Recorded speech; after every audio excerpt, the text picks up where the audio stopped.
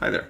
So in this quick tutorial, I hope to show you how you can use the screen recording feature in PowerPoint to make your own video for the Kakuma video projects. So first, you're going to open the desktop version of PowerPoint. You're going to go to Insert, and you're going to go all the way over to the right, the Media section, to Screen Recording. Now you'll notice that my screen recording option is ghosted. This is because I'm actually using the screen recording feature to record this video, so it's already active. So once you click on this, you'll see a little window that pops up like this. You're going to click on Audio and Record Pointer so that they're gray, and once you do that, PowerPoint will record your audio and pointer or cursor in your video.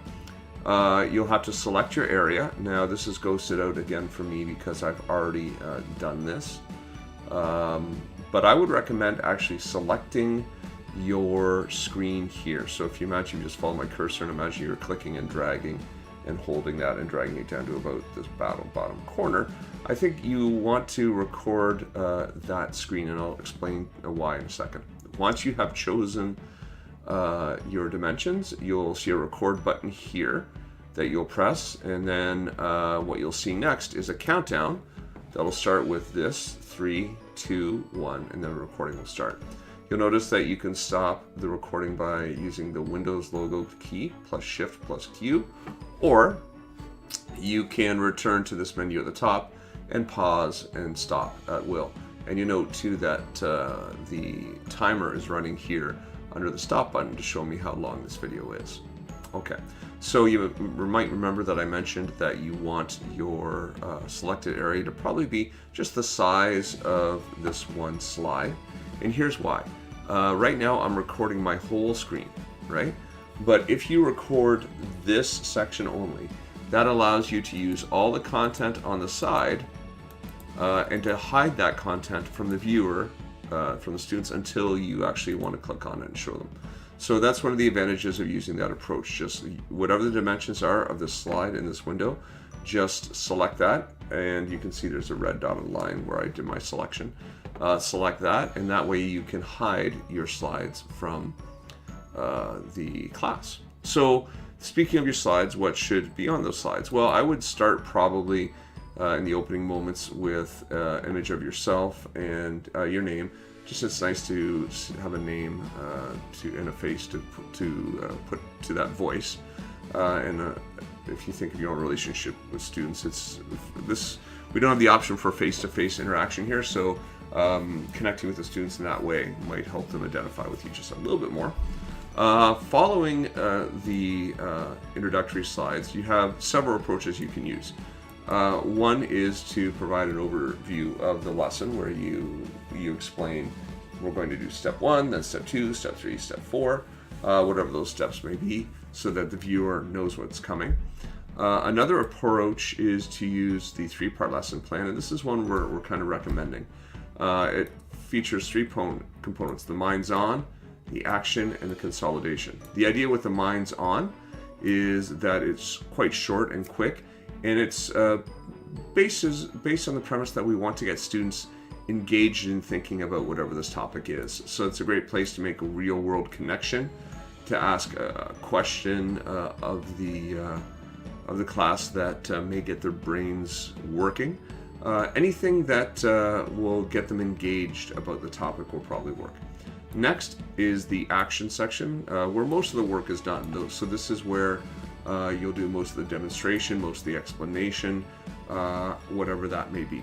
And finally, there's the consolidation or the wrap-up, where you explain the concept once again, just to ensure that the students have internalized their understanding, that they have an idea of what the big picture idea from the lesson is. Okay. Now, in terms of what sort of content you can use with the desktop recorder that's built into PowerPoint, basically anything that you can put on a slide you can potentially use. So I've chosen this dinosaur right here, and he's just from the 3D model sections here. So this is a great example of the sort of thing sort of content you can embed, right? So basically you can use the shapes from PowerPoint You can use all the text tools.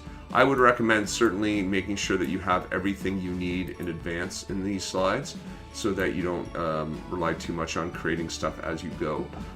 But having all the slides ready to go with your content would make it so easy for you to just click on that content and then show it to the students. Now, one important thing to consider is that this desktop this feature isn't limited to what is on PowerPoint.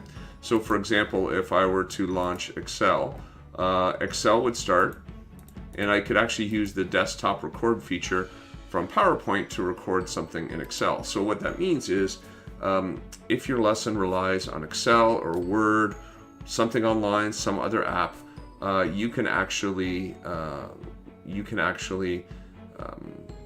use this desktop feature in PowerPoint to record that video as well.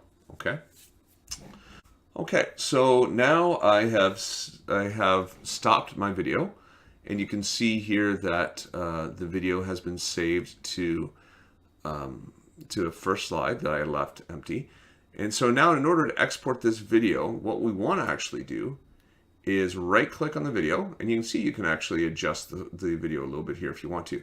But you simply want to save media as, choose the name for it, wherever it's going to save, hit save, and PowerPoint will start saving it for you. It is that easy to save your file from your desktop. So best of luck exploring the PowerPoint recording option, and we look forward to seeing your videos.